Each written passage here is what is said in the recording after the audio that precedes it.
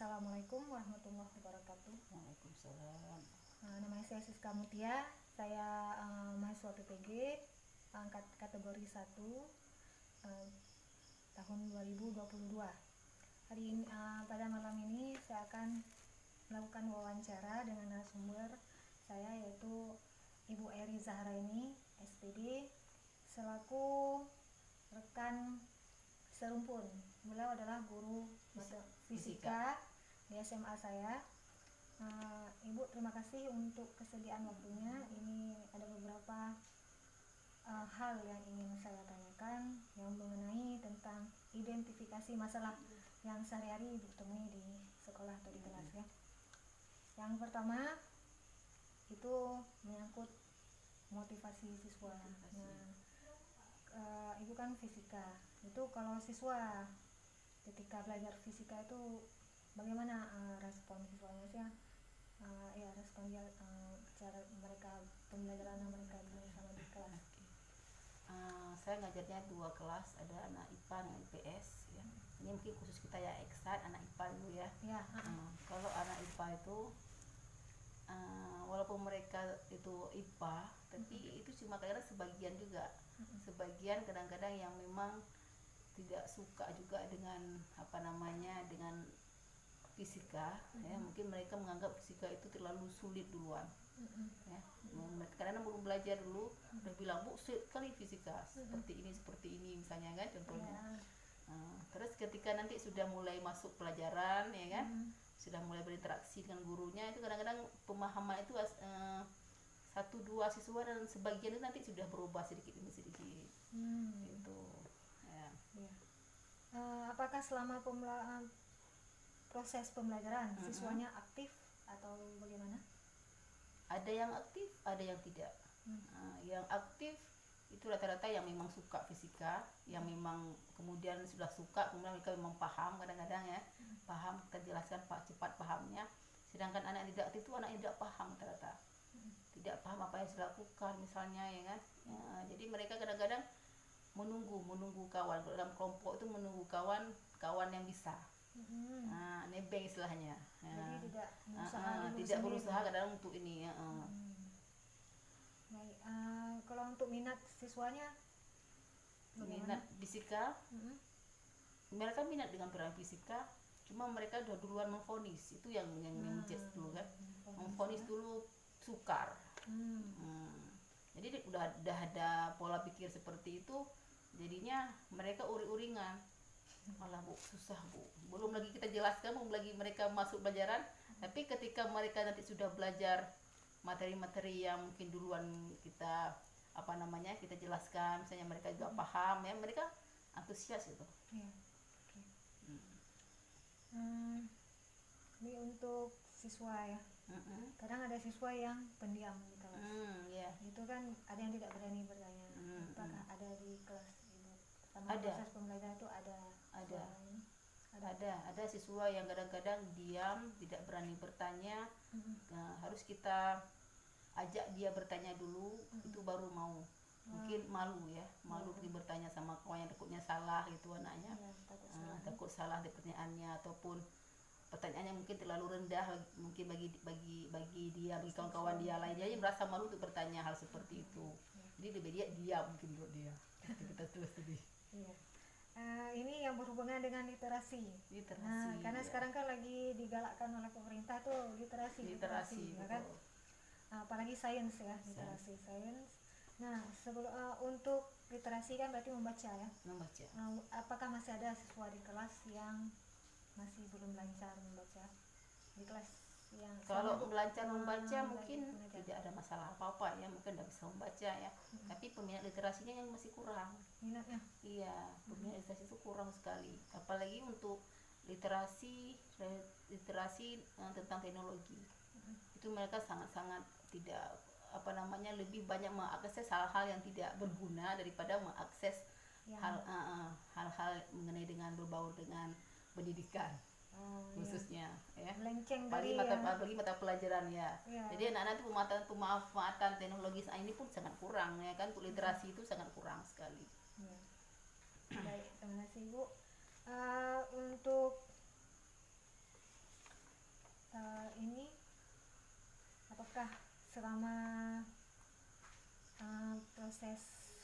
literasi itu kan ada LKPD ya.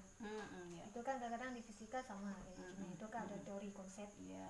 ada yang hitungan ya kan. Kalau untuk yang teori yang konsep apakah mereka paham dengan LKS Oh, LKPD? kalau misalnya LKPD berarti masuk dalam percobaan ya. Kalau itu mereka suka. Untuk pelajaran. Kalau LKPD itu otomatis pasti ada namanya LKPD ya, lembar kerja ya kan, bisa didik ya kan, ataupun lembar kerja siswanya. Otomatis itu banyak tertera kepada praktikum biasanya ya. Jadi mereka hal-hal seperti itu suka. Walaupun mungkin sekedar apa namanya bercimpung membaca itu, pokoknya mereka mau bekerja sama ya. Walaupun kadang-kadang mereka kurang paham tapi mau bertanya sama kawan. Jadi kerja kelompok kalau dalam praktikum itu jalan. Bagus kok saya lihat. Kalau untuk yang untuk numerasi Bu, kalau numerasi kan berkaitan dengan angka ya, Angka. hitung-hitungannya. Itu kan apakah kemampuan berhitung siswa, maksudnya untuk mengerjakan soal-soal yang soal hitungan ya.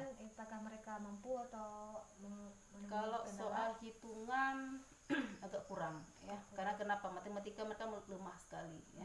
Ketika sudah ada soal pertama, soal analisis tentang apa namanya grafik itu, analisis itu soal sangat rendah masih ya. Apalagi kalau misalnya menghitung, kalau mereka apa namanya angka-angkanya mungkin tidak terlalu ini, nggak ada masalah. Tapi kalau sudah angka-angkanya apalagi dalam perubahan dari nanti dam nanti kan, nanti berubah ke dalam apa meter, nanti udah agak sedikit sulit nanti mereka sedikit ya, karena mereka tidak perhatikan itu, nanti langsung kepada cari terus angkanya kadang-kadang. Jadi capcuk mereka kadang-kadang. Fisika kan tidak jauh beda dengan kimia ya. Iya. Kadang-kadang fisika kan banyak di sehari-hari. Apakah siswa paham, oh tadi pelajaran ini nanti larinya ke ini di sehari-hari? Iya. Makanya itu perlunya literasi pertama dulu ya. Sebelum belajar tuh literasi sangat diperlukan dulu, dan mereka paham dulu ini nanti konsep ini kemana dibawanya. Karena itu kalau menurut saya itu sangat emang urgent sekali ya, sangat emang penting sekali untuk hal-hal langkah pertama, karena itu memang keseharian. Apalagi itu anak IPS. Anak IPS kan memang suka seperti itu. Ini Bu, kan sering mereka bertanya, ini Bu kita udah pelajari ini, itu apa ini dulu kan, sering tanya seperti itu. Itu apa itu Bu? Kalau misalnya nggak dipergunakan nggak usah lagi belajar. Ini seperti itu dan argumennya ya kan. Tapi ketika kita bawa misalnya ini untuk dalam hal seperti ini, ya mereka akan suka. Suka sekali. Mbak Ibu, bagaimana ini untuk kesulitan belajar ya? Itu kan apakah ada siswa di kelas Ibu yang ketika Ibu mengajar itu ada siswa itu yang sulit sekali menerima materi yang Ibu sampaikan? Ada itu ya. Mungkin kalau kita bilang nggak bisa jadi dia nggak bisa ya.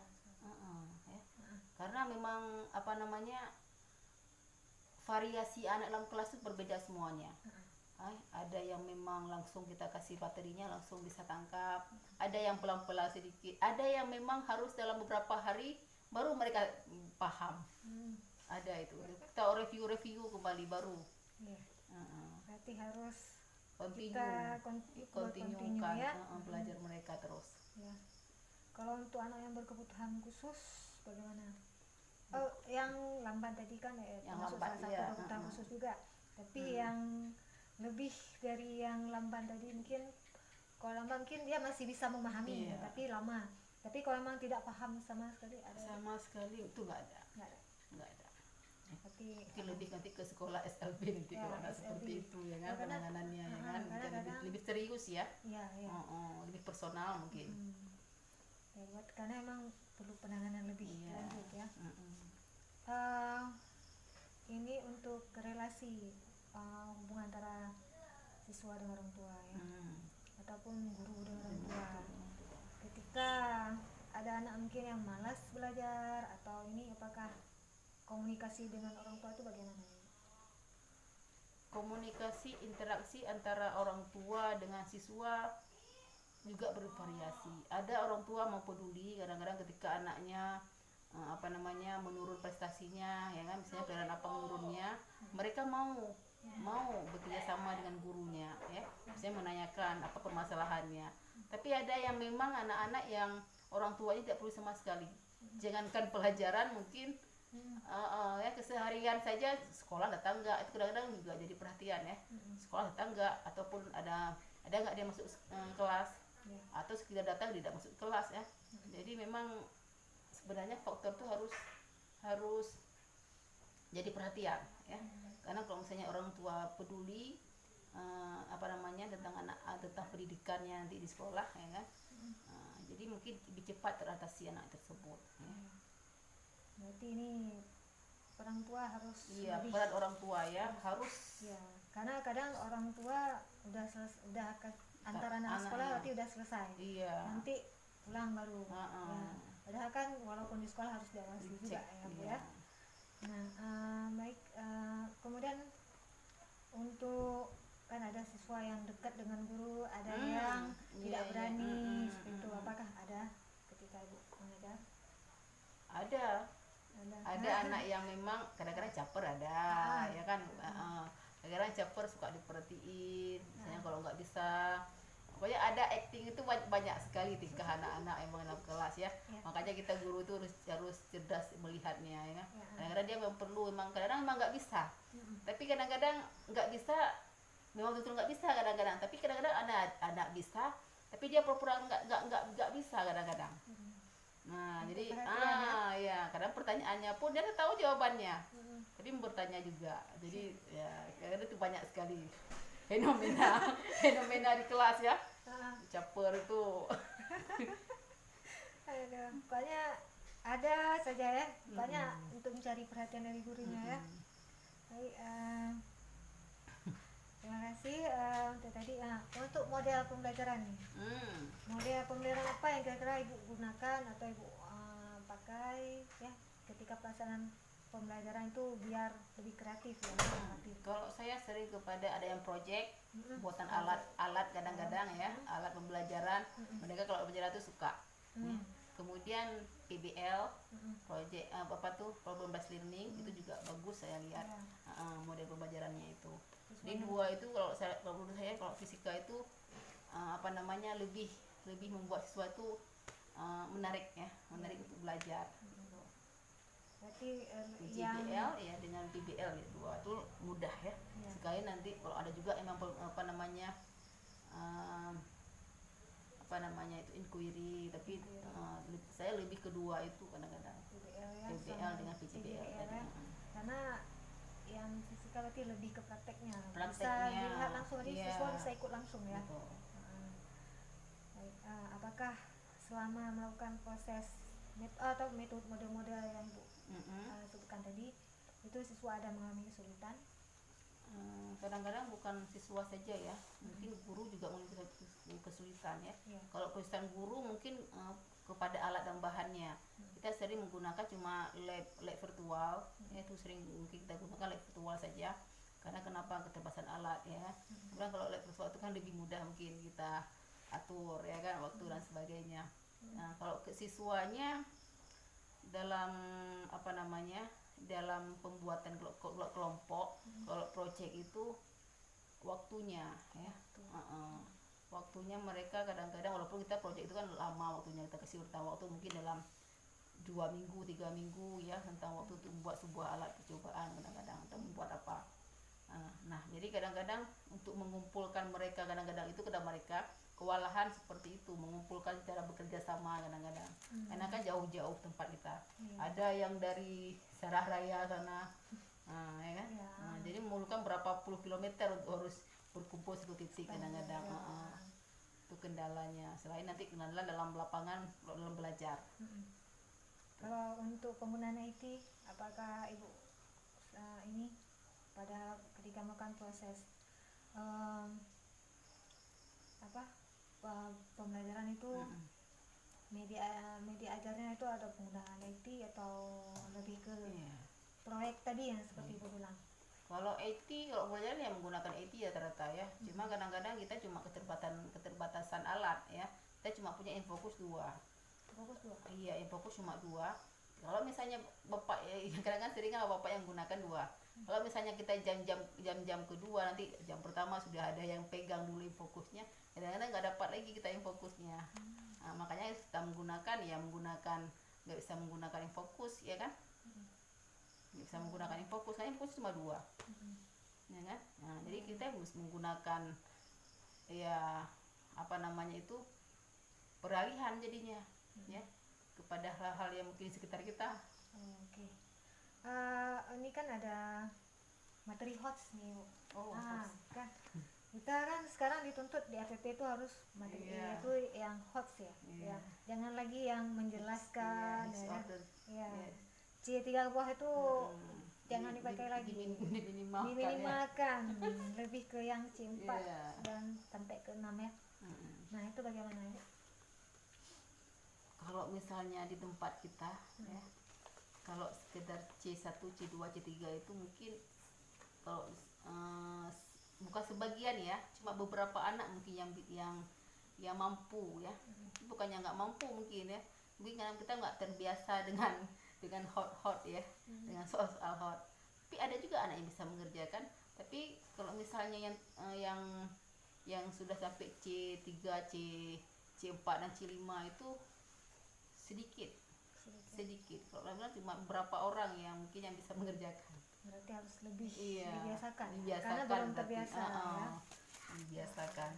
Berarti memang ini harus dilatih gitu ya. Dilatih dulu. Ya. Pelan-pelan ya. Iya. Jangan langsung hot terus. Terkejut ya. Baik Ibu, ini untuk yang materi terakhir ya. Iya. Ini berhubungan dengan IT. Karena kan sekarang semuanya serba IT seperti tadi kita sebutkan juga ya.